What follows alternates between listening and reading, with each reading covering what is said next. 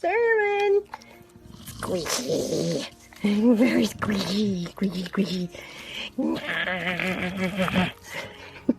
Goodbye, Sherman, the ridiculous dog who changed everything. What are you doing?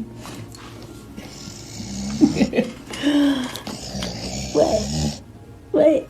We named him Sherman, partly because he was built like a tiny tank, broad, low to the ground, and solid, but mostly because Sherman felt like a hilariously ridiculous name for a dog who was himself completely ridiculous.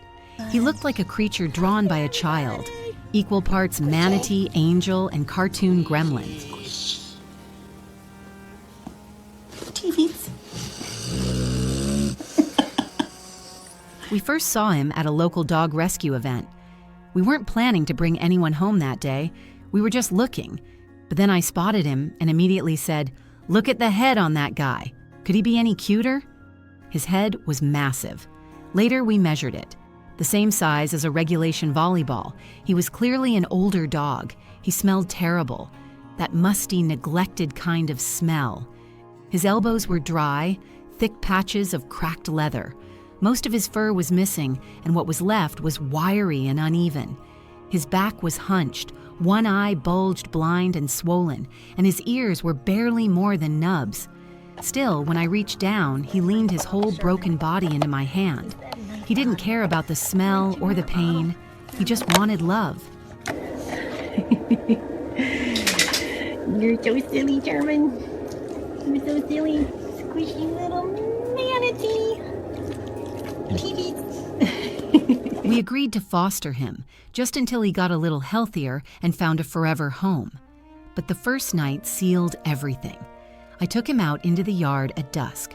The light was dim. He bumped into my knee, barely a tap, and squealed like he thought he was about to be beaten. My heart broke right then. I knelt down, held him close, and whispered through the stink and sadness, "It's okay now, buddy. Nobody's ever gonna hurt you again. You're safe. I promise." What are you doing? Say hi, everybody. Hi, everybody. Hi, everybody.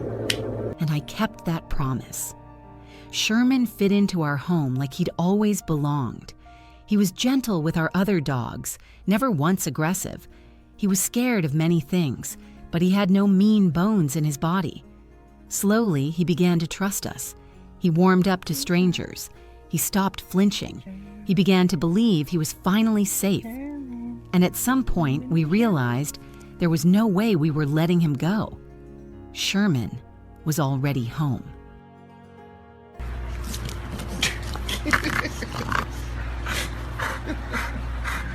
What are you doing?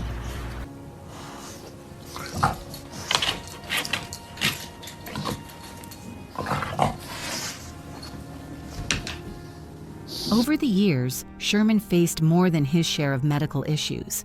We had the bad eye removed. Both knees needed surgery. They were totally blown out.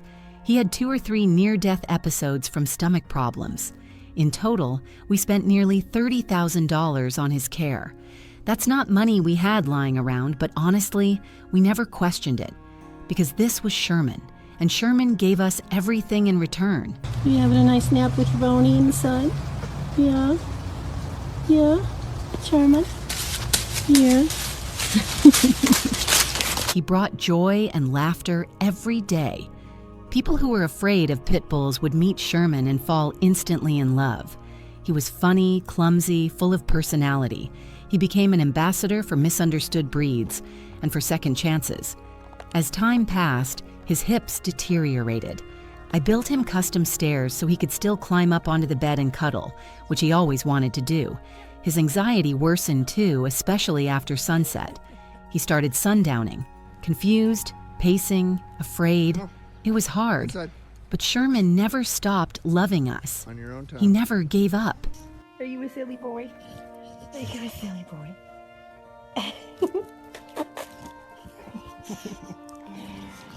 You're a silly boy. You're a silly boy. One morning, he woke up panicked, more than usual. I waved my hand in front of his good eye. Nothing. He couldn't see a thing. Overnight, he had gone completely blind.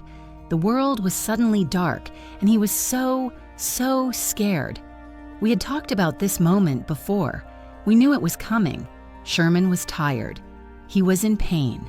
And now he was afraid of a world he couldn't even see anymore. Sherman, time to go inside. Let's go. Inside. Come on, Sherman. Let's go. Come on. Inside. On your own time. That evening, we made the call. We took him to the vet, but first stopped for fries, cheeseburgers, and donuts. We sat in the car and fed him fries and a burger while telling him how much we loved him. Inside the clinic, we laid out his dog bed so he could be comfortable. We held him close. We whispered to him again and again, "We love you, Sherman. You're okay. You're safe." We fed him more cheeseburgers and donuts as he drifted off quietly, gently, beautifully.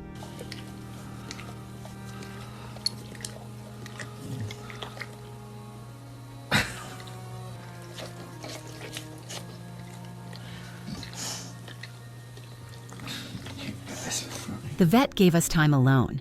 My partner lit incense and read prayers over him. I cried in the corner like a child. We gathered up his collar and walked out into the night. The car ride home felt impossibly empty.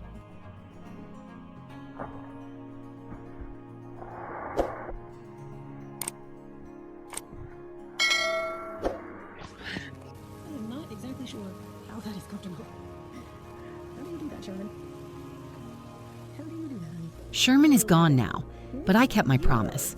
Nobody ever hurt him again. He knew love, real love, the kind that shows up when it's inconvenient, the kind that costs you something, the kind that heals. I miss him every single day.